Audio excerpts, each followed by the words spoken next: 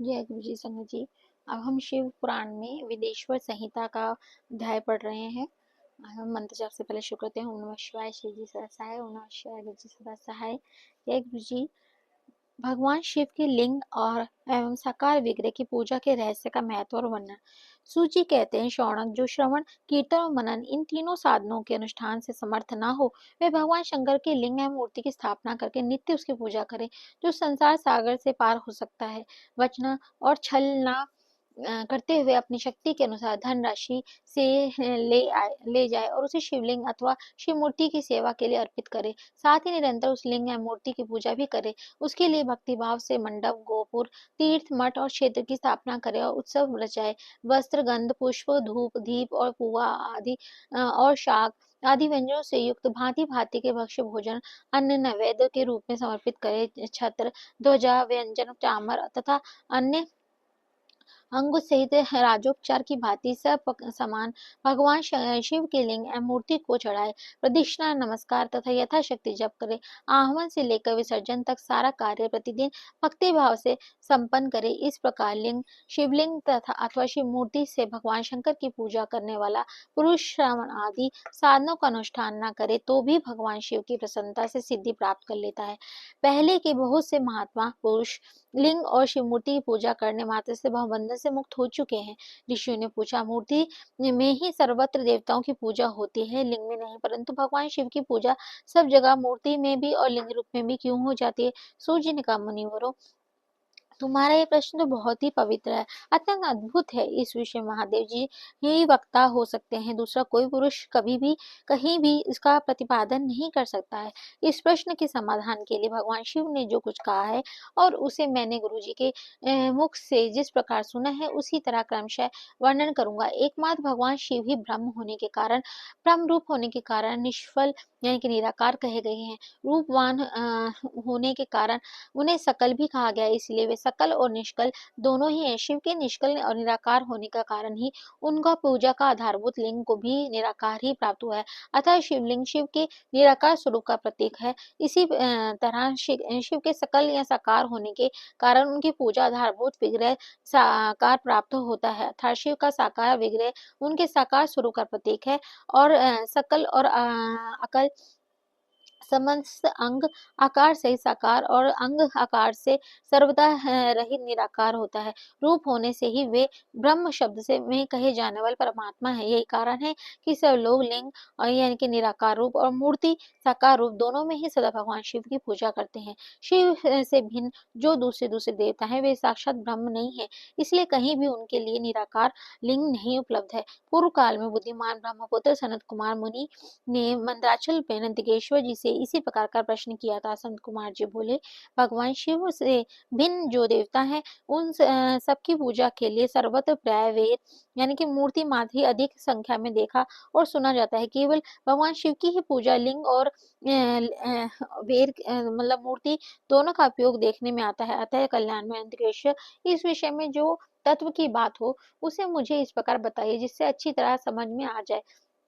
नंदी जी ने कहा, निष्पाल ब्रह्म कुमार, आपके इस प्रश्न का हम जैसे लोगों के द्वारा कोई उत्तर नहीं दिया जा सकता, क्योंकि यह गोपनीय विषय है और लिंग साक्षात ब्रह्म का प्रतीक है। तथापि आप शिव भक्त हैं, इसलिए इस विषय में भगवान शिव ने जो कुछ बताया है उसे ही आपके समक्ष कहता हूँ। भगवान शिव ब्रह्म स्वरूप और निष्कल यानी निराकार हैं, इसलिए उन्हीं की पूजा में निष्कल लिंग का उपयोग होता है। संपूर्ण वेदों का यही मत है। संत कुमार जी बोले, महाभाग योगेंद्र, आपने भगवान शिव और दूसरे देवताओं के पूजन में लिंग और वेद के प्रचार का जो रहस्यमय विभाग पूर्वक बताया है यह यथार्थ है। इसी लिंग और वेद की मतलब मूर्ति की आदि उत्पत्ति का जो उत्तम वृतांत है उसी को मैं इस समय सुनना चाहता हूँ। लिंग के प्राकट्य का रहस्य सूचित करने वाला प्रसंग मुझे बताइए।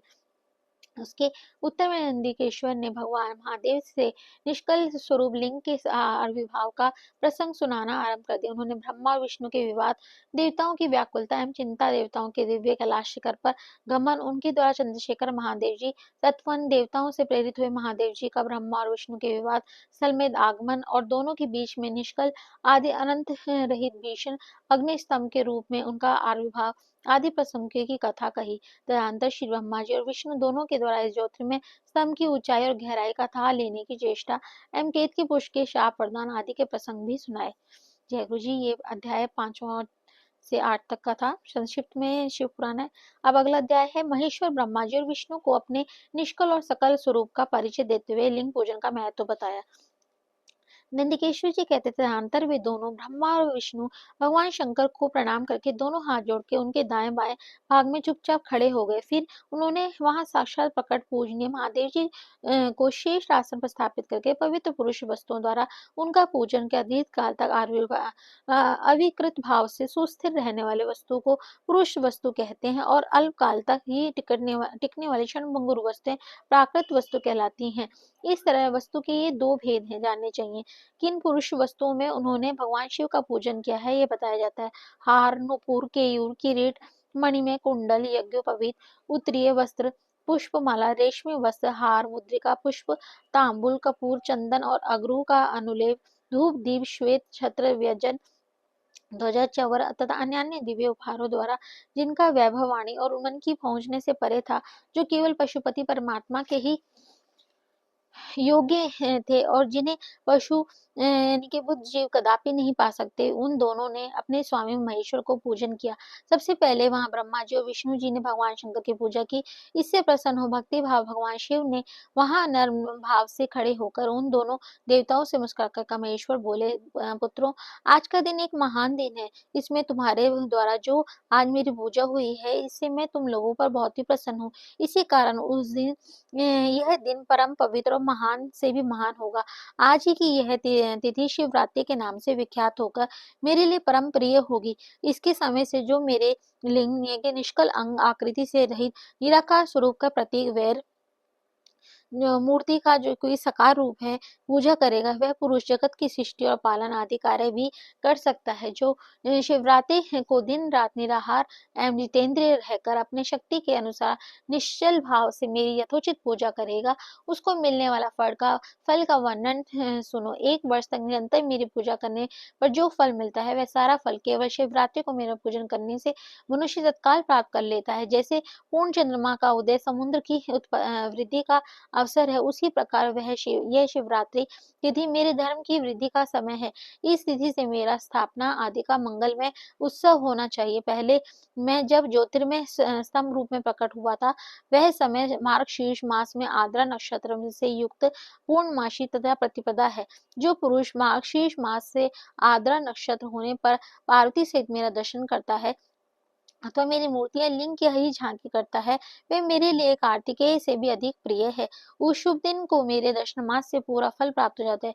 यदि दर्शन के साथ साथ मेरा पूजन भी किया जाए तो इतना अधिक फल प्राप्त होगा कि उसका तो वाणी द्वारा वर्णन ही नहीं हो सकता। वहां पर मैं लिंग रूप में प्रकट होकर बहुत बड़ा हो गया था।